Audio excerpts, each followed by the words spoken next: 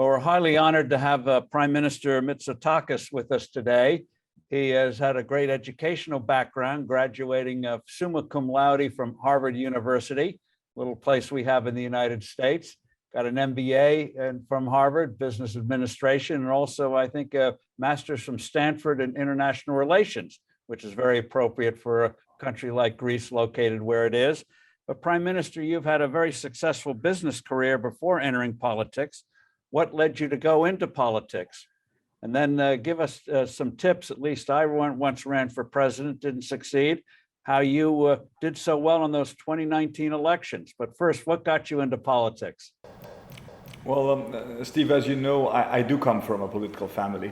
So the real question probably was, why did I get into business in the first place rather than politics? But I did spend more than a decade in the private sector. I always had an interest in public affairs, but I think it is absolutely necessary for anyone today contemplating a career in public service to have a solid professional background before they pursue a political career. I learned a lot in business.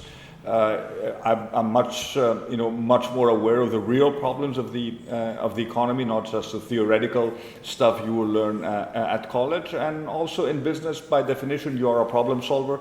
You need to make decisions quickly with an imperfect set of data. A lot of these skills, I think, are highly useful when they are transferred into politics. I do think that good politicians need to be both visionary leaders, but also very good day-to-day managers. So I place particular emphasis on hardcore managerial skills. I learned a lot of those while in the private sector. Now, we did well in the 2019 campaign, I think because we offered Greece a very clear alternative path after a decade of crisis, 4 years of the populism of the left. We made a commitment to the Greek people that we would lower taxes, improve their disposable income, attract investment, create jobs, level up Greece to the rest of Europe, and strengthen Greece's geopolitical position. And in spite of the pandemic and all the difficulties we had to deal with over the past 26 months, I think we are rather successful in terms of meeting our objectives. I think that's also one of the reasons why we're doing particularly well in the polls. I think people understand that we're delivering in terms of our electoral commitments. When you ran in 2019, you did something that is not always happening in Greek politics, and that is you achieved an absolute majority. You've mentioned some of the tax initiatives. As you know, skeptics always say you can't afford tax cuts. You recognize to revive the Greek economy, which had been battered so badly, you had to provide incentives, reduce the burdens on businesses, which you did. So can you get some of the specifics that you did? You did reduce the corporate tax rate, which was once 28%, and now you're taking it step by step down. You've also cut property taxes. Walk us through some of the specific things you did to help revive your economy, starting with the corporate tax. I agree with you. The previous government thought that it was a wise policy to overtax the middle class. The end result was essentially leading the country into a very low growth, onto a very low growth path, and of course also rampant tax evasion, because one should understand that in countries such as Greece that essentially have a tradition of tax evasion, higher taxes mean higher tax evasion. So what we've done, as you pointed out, is we've lowered the corporate tax rate from 28, it will stabilize at 22%. We've lowered taxes on dividends from 15% to 5%. We've lowered social security contributions by essentially almost by 4 percentage points, particularly important to reduce taxes on labor. We lowered taxes on property. We essentially lowered taxes on the ability of parents and grandparents to transfer their houses and their property to their children while they're still alive, particularly important in a country such as Greece, where 80% of Greeks actually own their houses. And the economy has responded very, very strongly. Greece is we grew at 16.2% in Q2 of this year. We've revised our growth forecasts for the year to 6.1%. I wouldn't be surprised if growth will end up higher than that. But most importantly, we have a very, I think, realistic and healthy long-term growth forecast. And we did this without really placing too much burden on public finances. At the same time, when we were lowering taxes, we also pushed hard to fight tax evasion. We have more electronic transactions now, so we have a much better understanding where tax evasion is actually taking place. And we have also, as you pointed out, offered tax incentives for people who choose Greece as their permanent tax residence, but also for Greeks who choose to return from Greece, having spent a significant amount of their time abroad. So I think we have a coherent, low tax policy that is not jeopardizing our public finances. We always need to be sensitive about this issue. You know, we have a high level of debt as a percentage of GDP. But at the end of the day, Steve, the markets are the best judges of the soundness of our policies. And the markets have reacted very, very positively. We're borrowing at record low interest rates, and we're able to raise capital. The state is able to raise as much money as it needs. We have a buffer of 40 billion euros in cash as we speak today. And private companies are also raising money at very, very attractive valuations. Just one example. A few days ago, we completed a share capital increase in the Public Power Corporation, which is our national champion when it comes to electricity production. When we came into power, the share price was at €1, and now we did a 1.3 billion euro share capital increase at a price of €9. So if you had invested in Public Power Corporation, you would have made 9 times your money in 2.5 years, and still investors are piling up to participate in this share capital increase. So I think overall the story for Greece has been positive, and the real economy has reacted very encouragingly to a policy that is essentially liberating the creative forces of Greeks within Greece.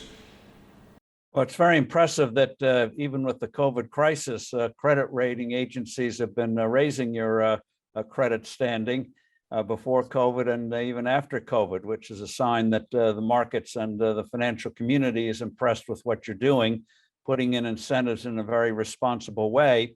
And the program which you mentioned of attracting tax-paying residents, new residents coming in, I think you've already got about 1,000 people already with the announcement.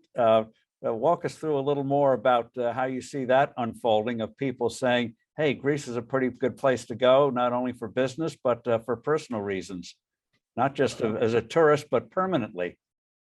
We have a flat, a flat tax rate on income for anyone who wants to choose Greece as their permanent tax residence. For Greeks who return from abroad, we're offering them a 50% tax break on future tax income. We've set up an attractive framework for family offices to relocate in Greece, and we have now a visa program to attract the so-called digital nomads. Suddenly, Steve, with COVID, we realized we can work from anywhere. Why not work from Greece if you can work from anywhere? It's a lovely country. We have beautiful sunshine today, and what is it, maybe 75 or 80 degrees Celsius, excellent connectivity, a safe country, a member of the Eurozone. And actually we're attracting lots of people, digital nomads, who spend part of their time in Greece. And of course, in their own way, they are contributing to the economy. A lot of them are purchasing property in Greece. The Athens real estate market is really booming after a long time when it was essentially in the doldrums. And I'm rather excited about the ability to bring people to Greece for business, for pleasure. We don't just want people to come for holidays. We want people to set up businesses here. We want people to retire here. Why not, if you're a European retiree from Scotland, why not spend your winter in Greece and your summer in Scotland? So I think overall Greece is a hot commodity now, and lots of different people are taking their own particular interest based on their own priorities in what is happening in Greece. So one of the advantages Greece has compared to other countries, and the World Bank survey a couple of years ago highlighted this, is how relatively uncomplicated it is to start a business in Greece. You have one of the best rankings in the world. Walk us through that, which is a good also way to attack the informal economy, make it easy to set up a legal business. What are some of the other measures you're taking to make it easier to do business within Greece? That starting a business is very impressive, though, where you rank. Well, we've made progress. We can even do better than that. Unfortunately, as you know, the World Bank scrapped its rankings. I was hoping that we would be ready for another big jump in 2021. But I think people in general understand that it is easier today from a regulatory point of view to do business in Greece. One of the issues I want to highlight is our digital transformation. We've set up a unified site called gov.gr, which has more than 1,000 services online. This has probably been the biggest change in the day-to-day ability of Greeks, citizens, but also businesses to interact with the state. I mean, we're talking about, I don't know, millions of hours saved in terms of unnecessary interaction with the bureaucracy. And if you ask Greeks now, what's the one highlight? I think we've done a lot of important things, but gov.gr systematically comes on top of the successful things that this government has done. So I think when you're talking about improving the business environment, I think there are certain fundamental issues one needs to address. We talked about taxes, predictable, long-term, stable, relatively low taxes, but predictability is probably even more important than further lowering taxes. You need a relatively simple regulatory environment, and you need to go digital as quickly as you can. And now we're looking, at pockets of, for example, today we approved a legislation that is making it simpler for renewable energy companies to get the necessary permits. It's a very long process to get a permit.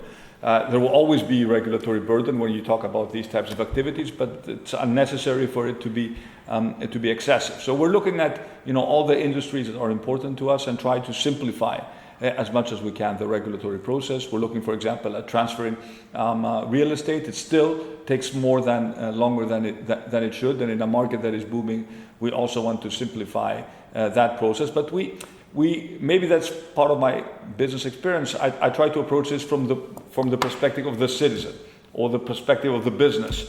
What does a business expect the state to do? So we want to be very citizen-centric. We are servants of the citizens at the end of the day, and we want to make their life easier, and we value their time. And if we can, further contribute in terms of making sure that they spend their time running their businesses rather than interacting with the bureaucracy, that's probably time well spent for Greek business people. Looking back on the last 10 years, Prime Minister, what do you think are the main lessons learned from the crisis that hit Greece, would put the country in a terrible depression? Oh, where should I start? I'd say maybe two things. First of all, excessive austerity, kills an economy. At the end of the day, you end up in a vicious cycle. Of course, fiscal discipline is important, but I think clearly we were pushed, overboard in Greece. And the second lesson is don't ever trust, populists when they come with manifestos that we all know are too good to be true. This is what happened in Greece, essentially, and we lost 3 to 4 years of growth in 2015 when we elected a populist government that completely misled the people and ended up doing the exact opposite from what it promised. The flip side is that now we've learned these lessons. As you said, we are a reform-oriented, center-right government with an absolute majority in parliament, so there is a lot of political stability in Greece. I think we have a very good chance of winning the next election. We're doing quite well in the polls. I think Greeks, in spite of the difficulties, see that this government can guarantee prosperity. And when I talk about prosperity, I mean prosperity for all. What I don't want to see, Steve, is high GDP numbers, but income inequality increasing. So I want to make sure that everyone participates in this sort of new growth bonanza that I think we will be facing over the next years. And of course, my most important priority is to create jobs. the single biggest contribution in terms of reducing income inequality is to offer an unemployed Greek, especially an unemployed young Greek, a good paying job. So this is where we focus most of our attention and energy. China, which, as we all know, is now the second largest economy in the world. It's a significant investor in Greece. We all know what may be happening with the Piraeus port. How do you assess the relations with China right now? Two ancient civilizations, each trying to move ahead. Well, the relationship with China is, and I'm speaking here as a member of the European Union, it's a complicated relationship. We're partners, we are rivals, we're competitors. There are all these things that happen, simultaneously. But on the win-win side of the equation, yes, China has made an important investment in the port of Piraeus, and they've significantly upgraded the port. They're a big trade partner for us.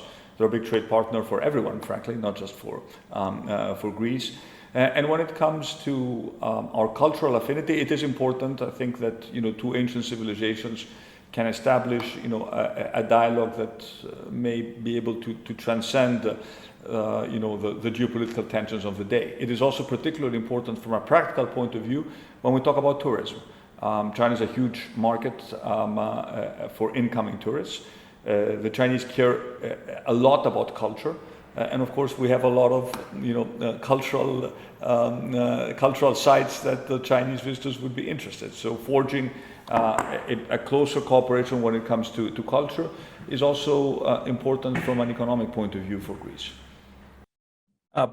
Talking about tourism, you touched on this before, but tourism, I believe, occupies in normal times about 25% of your labor force, 20% of your GDP.